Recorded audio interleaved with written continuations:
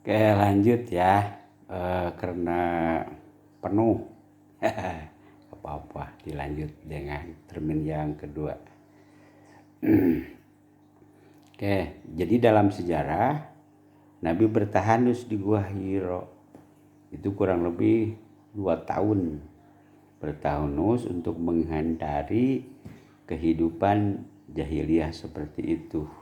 Itulah kebingungannya Nabi Muhammad mengetahui benar dan salah. Maka turunlah wahyu wajadaka dholan fahada. Jadi fahada adalah wahyu yang diterima oleh Nabi Muhammad di Gua Hiro itu sebagai jawaban dari kebingungannya Nabi Muhammad menghadapi kehidupan. Jadi fahada itu adalah wahyu yang diterima oleh Nabi. Oke, lanjut. Ayat yang ke-8. Wa wajadaka a'ilan fa'agna. Ya, ini ya. Apa namanya? Allah mengingatkan yang ketiga. Wa wajadaka a'ilan fa'agna. Dan bukankah Allah mendapatimu sebagai seorang yang kekurangan? Fa'agna, lalu dia memberikan kepadamu berkecukupan. Gitu. Kita tahu seorang anak yatim kan orang yang tidak mendapatkan perlindungan. Gitu. Tadi semenjak lahir Nabi, orang tuanya sudah meninggal, sudah meninggal, tidak berkecukupan hidupnya, apalagi dengan berpindah-pindahnya pengasuh begitu terhadap Nabi ketika masa kecil. Secara psikologis itu bisa mengguncangkan jiwa seorang anak kecil gitu kan, berpindah suasana. Pertama diasuh oleh ibunya, kemudian malah oleh ibunya juga disusukan kepada siapa? Halimatus Sa'diyah di perkampungan. Ya, tidak lama kemudian ibunya meninggal, diasuh oleh siapa? Kakeknya, dan diasuh lagi oleh siapanya? Oleh pamannya itu. Sedangkan Abu Thalib itu kan orang yang sederhana. Oleh karena itu Nabi Muhammad sejak kecil gitu untuk bisa hidup mandirinya itu dengan mengembala kambing. Nah, dalam keadaan seperti itu kan hidup penuh dengan kekurangan, jauh dari kecukupan. Kemudian fa'agna, Allah mencukupinya. Itu setelah nikah dengan siapa? Dengan Siti Khadijah, seorang saudagar kaya. Ya, maka tidak lagi Nabi itu merasa kekurangan secara finansial. Nah, ini Allah mengingatkan kepada Nabi Muhammad, wa wajadaka ailan fa'agna. Jadi nikahnya dengan Siti Khadijah merupakan anugerah dari siapa? Dari Allah. Kemudian tiga ayat yang terakhir ya. Nah, itu merupakan instruksi suruhan kepada Nabi Muhammad. Fa'amal yatima fala takhar wa amma sa'ila fala tanhar wa amma bi ni'mati rabbika fahadis. Jadi kalau kita bagi termin, jadi tiga ayat pertama itu adalah pernyataan Allah.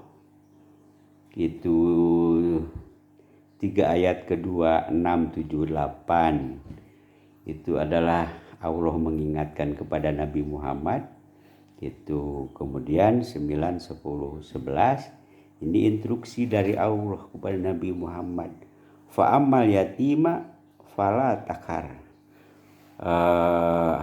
Maka terhadap anak yatim janganlah kamu berlaku sewenang-wenang. Dulu kamu dalam keadaan yatim, aku melindunginya. Jadi engkau dilindungi oleh aku, kata siapa? Kata Allah. Nah sekarang kamu yang harus melindungi anak yatim, karena engkau telah merasakan bagaimana prihatinnya gitu sebagai seorang anak yatim. Maka instruksi dari Allah, suruhan dari Allah, fa'amal yatima fala takhar. Nah ini ajaran Islam mengajarkan kepada kita untuk bisa berempati. Empati itu kita bisa merasakan apa yang dirasakan oleh orang lain gitu. Nabi Muhammad pernah merasakan menjadi seorang anak yatim gitu. Maka sekarang Nabi Muhammad harus memperlakukan anak yatim secara baik. Jangan sekali-kali engkau menghardiknya, berlaku sewenang-wenang. Fa'amal yatima fala takhar. Itu sehingga ada sabda Nabi Muhammad mengatakan dalam hadisnya, la yu'minu ahadukum hatta yuhibba li akhihi ma yuhibbu li nafsi.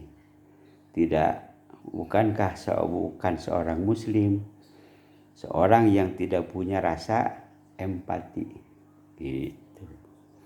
Kemudian ayat yang ke-10-nya, wa amma sa'ila fala tanhar, dan terhadap orang yang meminta-minta maka janganlah kamu menghardiknya. Dulu engkau dalam keadaan miskin. Itu ayat yang tadi ya. Wa wajadaka ailan fa'aghna. Dulu engkau dalam keadaan miskin, kemudian aku memberikan kecukupan. Nah sekarang engkau terhadap orang yang meminta-minta, fala takhar, maka jangan sekali-kali engkau menghardiknya. Karena orang minta-minta itu karena sangat butuh, terpaksa dia meminta-minta. Jadi orang yang meminta-minta itu di dalam Islam itu kan orang yang paling hina. Nah walaupun tapi kita posisinya sebagai seorang yang dipinta, maka terhadap yang meminta itu jangan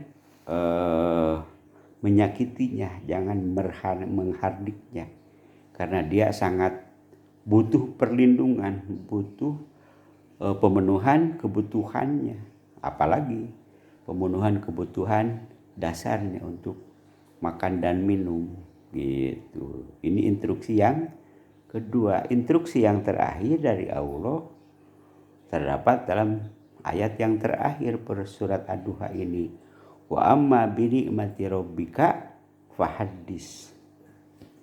Dan terhadap nikmatmu maka hendaklah kamu menyebut-nyebutnya atau bersyukur gitu. Nikmat mana yang diterima oleh Nabi gitu dari Allah ini?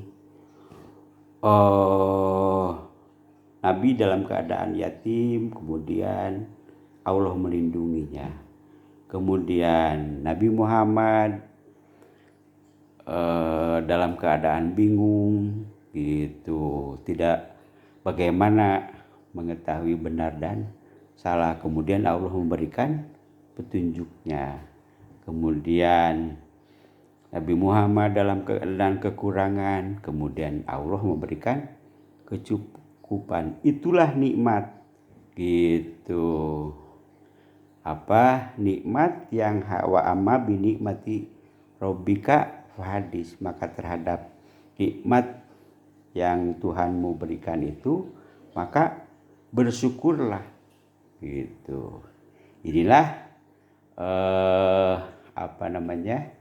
klarifikasi dari Allah terhadap kegelisahannya Nabi Muhammad karena sudah lamanya tidak turun wahyu, sehingga kita bisa memilah dari surat Ad-Duha itu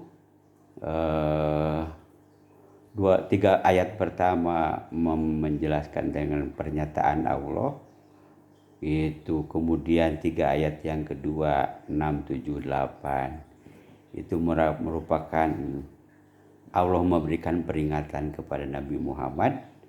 Kemudian 3 ayat yang terakhir ini adalah suruhan atau instruksi yang harus dipenuhi oleh Nabi Muhammad. Oke, seperti inilah ya pelajaran yang harus kita ambil dari surat Ad-Duha ini dalam berkehidupan di dunia ini, gitu, untuk mendapatkan kebahagiaan dan petunjuk dari Allah Subhanahu wa Ta'ala.